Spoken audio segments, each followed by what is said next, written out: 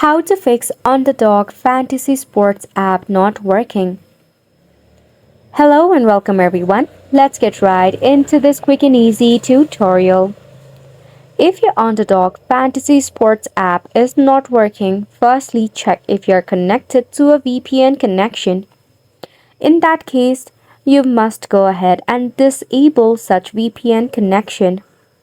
Talking about network, check for the Wi-Fi connection. If your Wi-Fi is acting up, switch into a better network or a cellular data. Or try to enable your airplane mode for about 3 seconds, then turn it back off. After which your app should be up and running.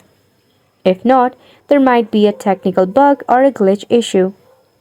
To solve it, tap open your phone settings, scroll down, tap on apps, head over to all apps, tap on the search icon to search for Underdog. From here, tap on the 4-stop button, head over to Storage and Cache, and tap on Clear Cache. After which, you'll be able to fix such issue. The last resort is to actually uninstall the application and reinstall it later. By this way, you'll be able to fix the app not working.